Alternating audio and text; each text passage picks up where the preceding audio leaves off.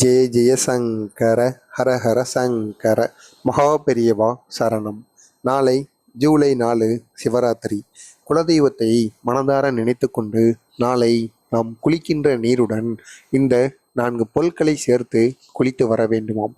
நீங்கள் காலையிலோ அல்லது மாலையிலோ எப்பொழுது குளித்தாலும் நாளை மட்டுமல்ல, சிவராத்திரி மாதம் மாதம் எந்த நாட்களிலெல்லாம் வருகின்றதோ அந்த நாட்களில் நீங்கள் இந்த 4 பொருட்களை உங்களுடைய குலதெய்வத்தை நினைத்து கொண்டு வீட்டு பூஜை அறையில் எடுத்து வைத்து குலதெய்வத்தின் புகைப்படத்திற்கு முன்பு ஒரு விளக்கை ஏற்றிவிட்டு அதற்கு பிறகு நீங்கள் இதனை குளிக்கின்ற நீருடன் சேர்த்து குளித்து வந்தால் அவ்வளோ விதமான நன்மைகளானது நமக்கும் நமது குடும்பத்தில் இருப்பவர்களுக்கும் நடக்குமாம். இதை வீட்டில் இருக்கின்ற ஒருவர் மட்டும் செய்தால் போதுமானது. ஒருவர் செய்தால் அவருக்கு மட்டும்தான் நன்மைகளானது நடக்குமாம்.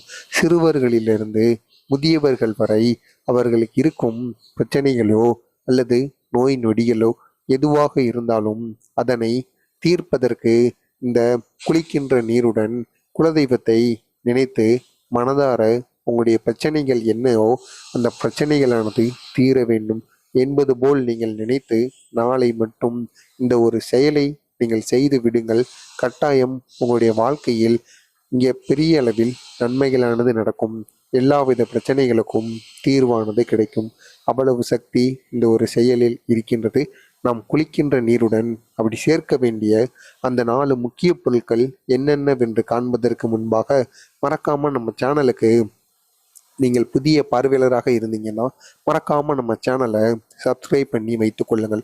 அப்பொழுதுதான் காஞ்சி மகான் மகா பெரியவா அவருடைய பக்தருக்கு அறிவுறுத்தின அனைத்து விதமான பரிகாரங்களும் பூஜைகளை பற்றியும் நீங்கள் தெரிந்து கொள்ள முடியும். நாம் எப்பொழுது குளித்தாலும் சிவராத்திரி நாட்களில் இந்த 4 முக்கிய பொருட்களை எடுத்து வைத்து குளிக்க வேண்டுமாம். அதில் முதல் பொருள் இளநீர், 2வது பொருள் எலுமிச்சை, 3வது பொருள் நல்லெண்ணெய், 4வது பொருள் நாம் எதை சேர்க்க வேண்டுமென்றால் விபூதி.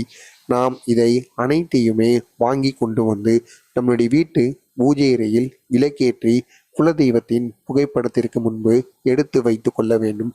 வைத்துவிட்டு அதற்கப்புறமாக சாமியெல்லாம் கும்பிட்ட பின்பு குளிக்கின்ற நீரை எடுத்து வைத்து கொள்ளுங்கள். எடுத்து வைத்து கொண்டு முதலாவதாக நீங்கள் எலுமிச்சை சாறு இருக்கிறதல்லவா, அதை சிறிதளவு ஒரு சொட்டோ அல்லது ஒரு ஸ்பூன் அளவுக்கோ நீங்கள் முதலில் அந்த நீரில் இட்டு கொள்ளுங்கள். 2வதாக இளநீரை நீங்கள் 1 ஸ்பூன் அளவுக்கு அதனையும் சேர்த்து கொள்ளுங்கள்.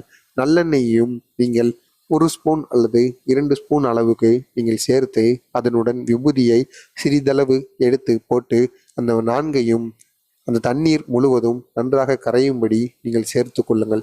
சேர்த்து விட்டு அதற்கு பிறகாக நீங்கள் இந்த ஒரு நீரை வைத்து குளித்து வாருங்கள். கட்டாயம் உங்களுக்கு இருக்கும் எல்லாவித பிரச்சனைகளுக்கும் தீர்வானது கிடைக்கும்.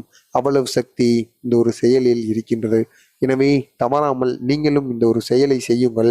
நாளைய நாள் முடிவதற்குள் நீங்களும் செய்யுங்கள். உங்களுக்கு தெரிந்த நண்பர்கள், உறவினர்கள் அனைவருக்கும் இந்த ஒரு வீடியோவை ஷேர் செய்து அவர்களையும் இதனை செய்து வர சொல்லுங்கள். மறக்காம நம்ம சேனலுக்கு நீங்க புதிய பார்வையாளராக இருந்தீங்கன்னா மறக்காம நம்ம சேனலையும் சப்ஸ்கிரைப் பண்ணி வைத்துக் கொள்ளுங்கள்.